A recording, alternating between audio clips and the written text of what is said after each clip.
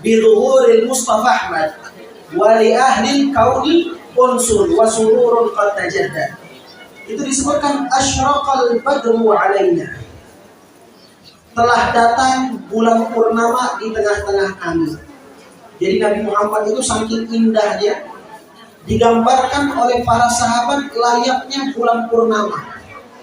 Bahkan yang di dalam yang tadi mursyidah kita membacakan juga, asyraqal qawmu.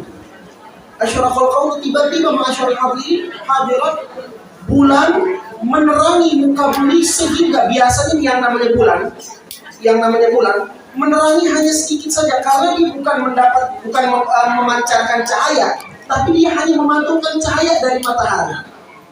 Tapi ketika para sahabat menggambarkan bulan yang ada di dalam wajahnya Nabi Muhammad, itu bulan bagaikan matahari, bukan hanya mendapatkan pantulan, tapi itulah cahaya yang sesungguhnya. Sehingga ibu-ibu yang dimuliakan oleh Allah Subhanahu wa Ta'ala, keberadaan Nabi Muhammad SAW itu bagaikan kehidupan bagi para sahabat. Sahabat ketika berpisah sama Nabi Muhammad, mereka nggak kuat, sampai ada di antara sahabat yang ngomong ketika Nabi Muhammad wafat, ya Allah wafatkan saya nggak kuat hidup lagi karena kagak ada Nabi Muhammad. Layaknya kehilangan matahari, layaknya kehilangan sumber kehidupan. Itulah Rasulullah SAW. Wah, juga disebutkan wahtafal badrut tamami. Ketika bulan yang ini muncul, bulan yang asli malu, minder. Kenapa? Ngerasa kalah cantik. Itu ketika Nabi Muhammad lahir. Makanya ma'asyiral hadirin, itu disebutkan di dalam qasidah, ya badratim min haza kulla kamali. Wahai bulan yang sempurna, yang telah mendapatkan segala keindahan, mada yu'abbiru an ulaka maqali. Saking tingginya derajatmu, saking tingginya keindahanmu, mulutmu gak bisa berutara lagi, gak bisa menggambarkan lagi saking indahnya Rasulullah Sallallahu alaihi wasallam. Nabi Muhammad adalah sosok yang sangat indah, ibu-ibu sekalian. Sampai-sampai itu ada sahabat, diantaranya perempuan namanya Ummu Ma'bad. Beliau pernah melihat Nabi Muhammad SAW. Dia bilang, karena Rasulullah SAW idza ra'aitu ajmalun nas min ba'id. Rasulullah itu adalah sosok yang kalau aku lihat dari jauh adalah sosok yang paling indah, paling ganteng. Jadi Nabi masih jauh nih. Nabi masih jauh. Kita melihat waktu ada Nabi Muhammad SAW dari jauh indah banget. Wa ahsanahu wa ahlahu min qarib. Makin dekat, makin manis. Ternyata nggak bisa sesuai ekspektasi kita. Yang ada seringkali di luar ekspektasi. Harapan menang nggak taunya kalah. Harapannya selamat nggak ada apa-apa, nggak tahu terluka. Harapannya masih hidup nggak tahu mati. Itu perperangan. Kalau ada dalam perperangan matanya sampai keluar. Pada saat itu diambil sama Rasulullah SAW itu mata. Sebelum diambil, Nabi melumurkan tangannya dengan air ludah dulu, diludahi sama Nabi, lalu diusap, dikembalikan lagi matanya tersebut. Apa kata Qatadah?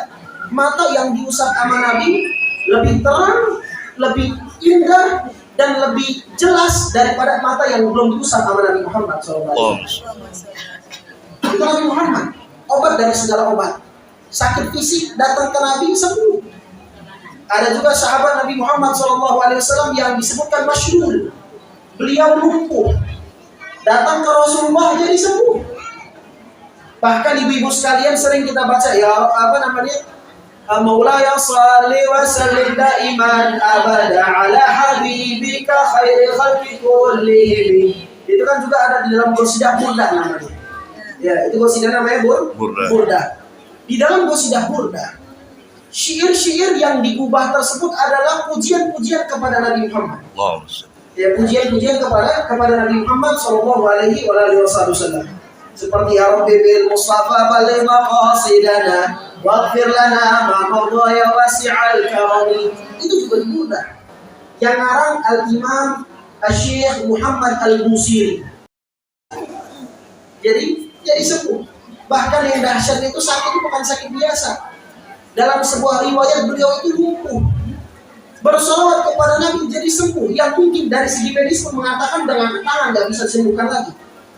Tapi apa yang mustahil bagi Allah Subhanahu wa Ta'ala? Dengan dia bersolawat kepada Nabi Muhammad jadi sembuh, bisa jalan lagi. Maka dari situlah beliau menamakan qasidahnya Burdah. Kenapa? Karena beliau sebelum sembuh di malam hari mimpi ketemu Nabi Muhammad. Ketika mimpi ketemu Nabi Muhammad SAW, Nabi Muhammad memberikan kain kepadanya. Kain yang kayak gini nih, ini namanya burdah, atau kita sering namanya rida atau syal. Diberikan kepada Imam Busiri, keusap ke kakinya, tiba-tiba besok sembuh. Masyaallah hadirin wal hadirat. Inilah khasiat Nabi Muhammad. Tabibi qalbi wa jasadi wa ruhi. Belum lagi penyakit hati. Orang kalau datang sama Nabi Muhammad penyakit hatinya hilang. Hanya saja orang Quraisy ini mereka tidak mempercayai bahwasanya Nabi Muhammad dapat mengobati dirinya. Mereka bahkan menyematkan Nabi Muhammad itu adalah orang yang penyihir, pendusta, orang gila. Padahal mereka sendiri tahu Nabi juga kalau hatinya gengsi, orang kalau di dalam dirinya ada sombong, kagak bakal dapat hidayah walaupun dia berada di tengah-tengah majelis. Walaupun dia berada di halayak orang ramai, dia yang paling alim, percuma, kagak bakal dapat rahmat. Itu orang kalau udah gengsi. Itu orang kalau udah memiliki di dalam hatinya ada kesombongan. Orang Quraisy kayak gitu. Mereka ada kesombongan di dalam dirinya. Ketika melihat Nabi Muhammad SAW mengajak mereka untuk masuk Islam, mereka kagak mau. Apa alasan mereka nggak mau? Lah masa gue ngumpul sama orang-orang miskin? Saya udah kaya, udah banyak duit. Kebetulan orang-orang Quraisy, kebanyakan di antara mereka udah jadi pemuka. Seperti Abu Jahal, Abu Lahab, Abu Sufyan dan lain-lain. Mereka ini pemuka Quraisy. Duit banyak, udah punya nama, jabatan tinggi. Sedangkan di awal-awal Islam, orang yang masuk Islam itu kagak ada orang yang punya jabatan. Masih budak, masih orang-orang biasa. Bukan orang-orang yang memiliki peran yang hebat di tengah masyarakat. Maka mereka berpikir, kalau saya masuk Islam, ikut kepada Nabi Muhammad, lah statusnya bakal dari nol lagi, ulang lagi. Saya bakal hina lagi. Memiliki nasihat tanpa memandang umur, kalau emang itu benar kita ambil. Jangan malah melihat orangnya, selalu kita mendapatkan sebuah ungkapan, unzur ma qal wa la tanzur man qal. Lihat apa yang diucapkan. Kalau kita salah, ada anak-anak ngomongin, bu salah bu, ambil ucapannya, ambil pesannya. Jangan lihat orang itu masih kecil, pengalaman belum ada, jangan kurang ajar lu, jangan. Apalagi kalau ada kesombongan, kata Nabi, la yanalul ilma al mustahi wal mutakabbir. Orang kalau udah sombong kagak bakal dapat ilmu. Nah orang Quraisy kayak gitu, masyaallah hadirin. Mereka itu tahu Nabi jujur, mereka tahu Nabi terpercaya, mereka yang nitipin duit sama Nabi Muhammad SAW. Tapi setiap kali Nabi ngajak mereka ke dalam masuk Islam, ngajak mereka ke dalam kebaikan, apa yang mereka katakan? Nabi penyihir. Nabi penyihir. Itu sampai diceritakan ada kisah Rukana. Rukana ini orang yang kalau bulat kagak pernah kalah. Orang yang hebat, orang yang kekal. Gak pernah kalah. Kalau kita mah dengarnya kalau sekarang kayak Habib Nurmagomedov. Ada pembulat yang hebat yang gak pernah kalah sampai sekarang. Ibu-ibu sekalian, Rukana pada situ membuat sayembara. Siapa yang bisa menang melawan saya bakal dapat hadiah. Ketika Nabi Muhammad datang, Nabi gak mengharapkan hadiah itu. Karena tujuan Nabi Muhammad SAW adalah mengajak orang untuk masuk ke dalam agamanya Allah. Ngajak orang biar selamat, kagak masuk neraka.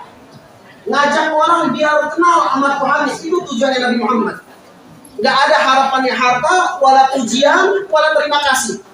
La nuridu minkum jazaan wala syukura. Itu sifatnya para nabi dan para rasul. Gak mengharapkan apapun. Kata Nabi, saya kalau menang saya minta satu aja. Ente harus masuk Islam. Kalau saya menang, ente masuk Islam. Siap, dia bilang. Bergulatlah sama Nabi Muhammad. Baru mulai tiba-tiba dijatuhkan nama Rasulullah SAW. Baru mulai nih dijatuhin nama Nabi. Dia bilang, bentar ya Rasulullah, ulang lagi, kayaknya ada yang salah. Diulang lagi ibu sekalian. Kedua kali baru mulai dijatuhin lagi sama Nabi. Ketiga kali baru mulai dijatuhin lagi sama Nabi. Sampai 3 kali dia kalah, dia bilang,